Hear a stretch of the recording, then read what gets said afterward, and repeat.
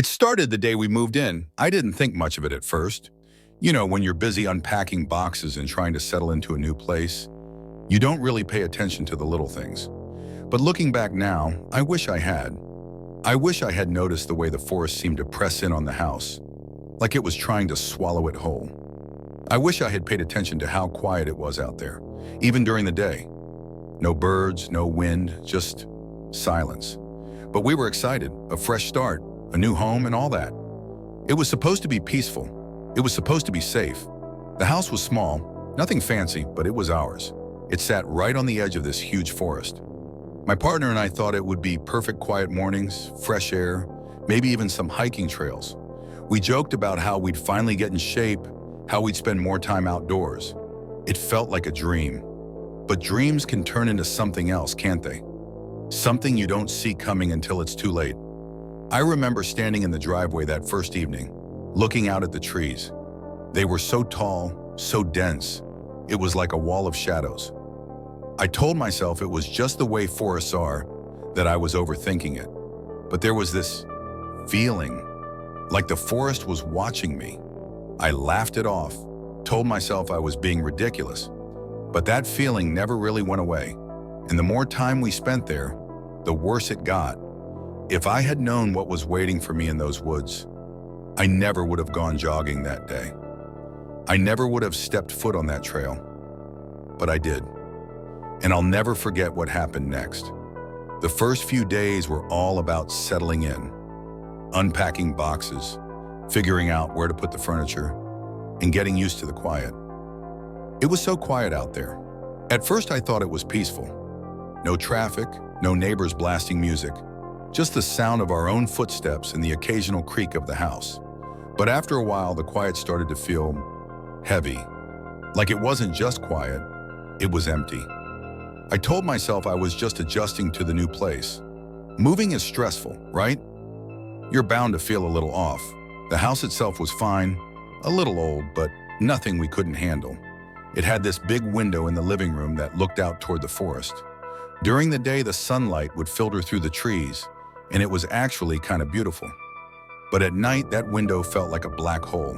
You couldn't see anything out there, just your own reflection staring back at you. I started closing the curtains as soon as the sun went down. I didn't like the idea of looking out and seeing, I don't know, something I wasn't supposed to see. The forest was right there, just a few steps from our backyard. My partner loved it. They kept saying how lucky we were to have all that nature so close. I tried to feel the same way, but every time I looked at those trees, I felt this weird pressure, like the forest was too close, like it was leaning in. I didn't say anything, though. I didn't want to ruin the mood. We just moved in, and I didn't want to be the one to start complaining. The first night I woke up around 3 a.m. I wasn't sure why. The house was quiet, and my partner was still asleep. But something had pulled me out of my dreams. I lay there for a while, staring at the ceiling, trying to figure out what it was. Then I heard it, a faint sound, like someone walking on leaves. It was coming from outside, near the forest. I told myself it was probably an animal, a deer maybe, or a raccoon, but it didn't sound like an animal. The steps were too slow, too deliberate. I stayed in bed listening until the sound stopped. I didn't sleep much after that. The next morning I told my partner about it. They laughed and said I was probably just hearing things. "You're not used to the quiet," they said. "Your brain's filling in the gaps." I wanted to believe them. I really did. But something about those footsteps stuck with me. They didn't feel like something my brain made up. They felt real. Still, I tried to shake it off. We had a lot to do, and I didn't want to waste time worrying about something that might not even be there. But even as I unpacked boxes and hung up pictures, I couldn't stop thinking about the forest, about how close it was, about how it felt like it was waiting for something. It was my partner's idea for me to start jogging. "You've been so stressed," they said. "The fresh air will do you good." I wasn't much of a runner, but I figured that they were right. The forest was right there, and it seemed like a waste not to use it. So one morning, I laced up my sneakers and headed out. The trail started just behind our backyard, winding into the trees. It was narrow with roots and rocks sticking out here and there, but it was manageable.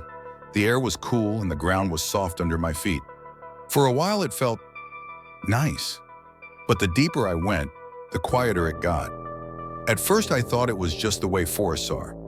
You know, peaceful. But this wasn't peaceful. It was wrong. There were no birds, no insects, no rustling leaves. Just the sound of my own breathing and the crunch of my shoes on the dirt. I tried to ignore it, to focus on the rhythm of my steps, but I couldn't shake the feeling that I wasn't alone. About halfway through the jog, I stopped to catch my breath. That's when I noticed it. A smell. It was faint, but it was there, something sour and metallic, like rust. I looked around, but I didn't see anything, just trees and shadows. I told myself it was probably a dead animal somewhere off the trail. That's normal, right? Animals die in the woods all the time. But the smell didn't go away. If anything, it got stronger the longer I stood there. I decided to keep moving. The faster I got out of the forest, the better. But as I started jogging again, I thought I heard something behind me. It was faint, like a twig snapping or leaves crunching. I stopped and turned around, but there was nothing there. Just the empty trail stretching back into the trees. I stood there for a minute, listening, but the sound didn't come again. I told myself it was just an animal, maybe a squirrel or a rabbit. But deep down, I didn't believe that. When I got back to the house, my partner asked me how the jog went. I told them it was fine, that the trail was nice. I didn't mention the smell or the sounds. I didn't want to seem paranoid. But that night, as I lay in bed, I couldn't stop thinking about it, about how quiet the forest had been, about how it felt like something was watching me. I don't know why I went back. Maybe I wanted to prove to myself that I was overreacting. Maybe I didn't want to let my imagination get the better of me. Either way, a few days later, I decided to jog again. This time, I went in the evening. The sun was low in the sky and the shadows were long, stretching across the trail like fingers. I told myself it would be fine. It was just a forest. Nothing to be afraid of. But as soon as I stepped onto the trail, I felt it again. That heaviness, like the air was pressing down on me. The trees seemed closer than before, their branches tangled together like they were trying to block out the sky. I tried to focus on my breathing, on the sound of my shoes hitting the dirt, but it didn't help. The further I went, the worse it got. About 10 minutes in, I heard it again. Footsteps. This time they were louder, more distinct. They weren't behind me, they were off to the side in the trees. I stopped and looked, but I couldn't see anything. The forest was too dark, the shadows too deep. I called out, "Hello, is someone there?" My voice sounded small, swallowed up by the trees. There was no answer.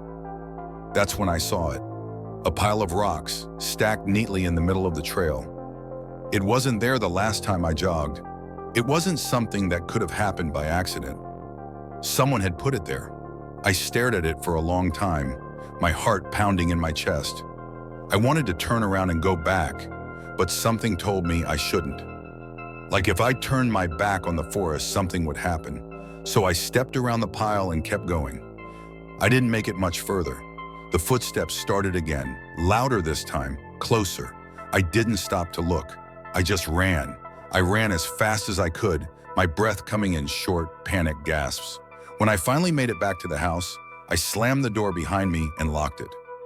My partner asked me what was wrong, but I couldn't explain it. I just said, "I don't think I want to jog in the forest anymore. I should have stopped going into the forest. I should have listened to my gut." But a part of me didn't want to give in to the fear. So a week later, I went back. This time I brought a flashlight. It was late afternoon, but the forest was always darker than it should have been. I told myself the flashlight was just for safety, in case I tripped or got lost. But deep down, I knew it was for something else. The trail felt different that day. The air was colder, the silence heavier. I kept the flashlight in my hand, even though I didn't need it yet. About halfway through, I heard it again. Footsteps. This time, they weren't off to the side. They were behind me. I stopped and turned around, shining the flashlight into the trees. At first I didn't see anything, but then, in the distance I saw it. A figure. Tall, thin, and completely still. It was standing just off the trail, half hidden by the trees.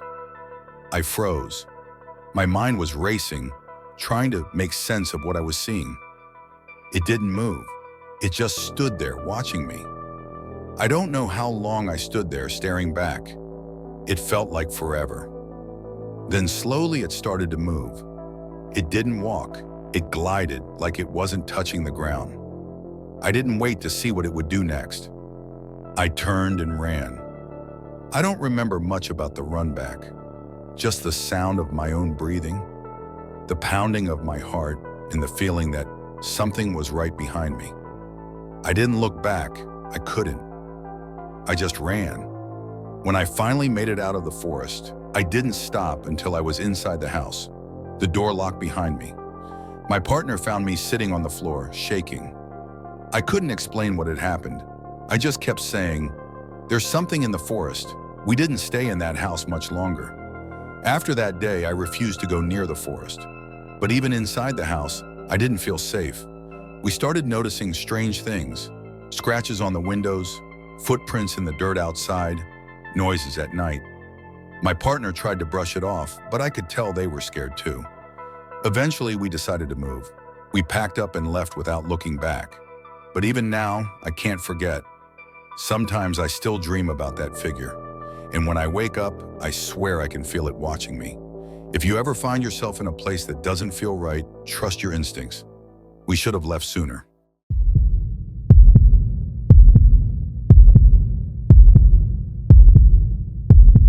It started with a dare. My friends and I had been camping in the bush for a weekend getaway, miles away from the nearest town. It was supposed to be fun, just a few days of hiking, campfires, and no cell service. But on the second night, someone brought up the clearing. The locals had warned us about it when we stopped for supplies. "Don't go wandering too far," the old man at the store had said. "And if you find a clearing with no trees, turn around. Don't step into it."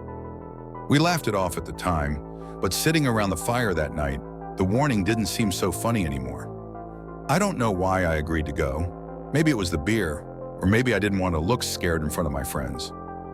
Either way, when they dared me to find the clearing, I grabbed my flashlight and headed into the bush. The bush was dense, the kind of place where the trees seem to close in around you. My flashlight barely cut through the darkness, and every step felt like it echoed too loudly. I told myself it was just my imagination, that the bush was supposed to feel this way at night. But the further I went, the more I started to notice things. The air felt colder, even though it had been warmed by the fire. The sounds of the bush, crickets, frogs, the occasional rustle of leaves, started to fade. Soon it was just me and the sound of my boots crunching on the dirt. And then I saw it. The clearing. It was exactly as the old man had described. A perfect circle with no trees, no grass, just bare dirt. The moonlight made it glow, almost like it was waiting for me. I should have turned around right then. I should have gone back to the fire and told my friends I couldn't find it. But I didn't. I stepped into the clearing and everything changed. The air was heavy, like I was underwater. The silence was so complete it felt like my ears were ringing. I shone my flashlight around, but the beam seemed weaker, like the darkness was swallowing it. That's when I noticed the footprints. They were everywhere, crisscrossing the clearing in every direction. Some were small, like a child's, while others were huge, far too big to belong to any person. They overlapped and spiraled like whoever, or whatever, had made them had been pacing in circles for hours. I crouched down to get a closer look, and that's when I heard it. A low, guttural sound, like a growl, but deeper. It came from the edge of the clearing, just beyond the reach of my flashlight. "Hello?" I called out, my voice shaking. The growl came again, closer this time. I stood up and backed away, my flashlight darting around the clearing. That's when I saw them. Eyes. Dozens of them, glowing in the darkness. They were low to the ground, too low to belong to a person, and they didn't blink. They just stared at me, unblinking, unrelenting. I don't remember deciding to run. One second I was standing there frozen, and the next I was sprinting back toward the campsite. The bush seemed darker than before, the trees closer together. Branches snagged at my clothes and roots seemed to rise up to trip me. Behind me, I could hear them. Footsteps, fast and heavy, crashing through the undergrowth, and that growl, louder now, almost like it was right behind me. I didn't dare look back. I just ran, my flashlight bouncing wildly in my hand. The campsite couldn't be far. I just had to make it back to the fire, to my friends. But when I burst into the clearing where we'd set up camp, it was empty. The tents were still there, the fire was still burning, but my friends were gone. I stood there, gasping for breath, trying to make sense of what I was seeing. "Guys," I called out, my voice cracking. "Where are you?" No answer. That's when I noticed the footprints. They were in the dirt around the fire, the same overlapping, spiraling patterns I'd seen in the clearing. And then I heard it, the growl coming from the edge of the campsite. I turned, and there they were, my friends, standing in a line, their faces blank, their eyes glowing just like the ones I'd seen in the bush. They didn't move, didn't speak. They just stared at me. "Guys," I whispered, taking a step back. They moved all at once, stepping forward in perfect unison. Their mouths opened, but the sound that came out wasn't human. It was the growl, deep and guttural, echoing through the night. I ran. I don't know how I made it out of the bush. The trees seemed endless, the darkness impenetrable. But somehow I found the road. A car was coming, its headlights cutting through the night, and I ran into the middle of the road, waving my arms.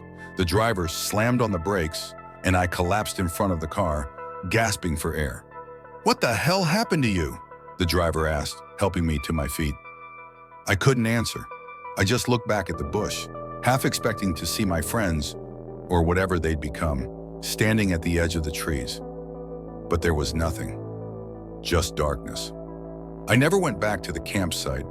The police searched the area but didn't find anything. No footprints, no signs of a struggle, nothing. My friends were never found. Sometimes I think about that clearing, about the eyes in the darkness and the growl that still haunts my dreams. I don't know what I saw that night, but I know one thing for sure. The bush isn't empty. If you ever find yourself out there and you hear something in the darkness, don't look, don't stop, just run.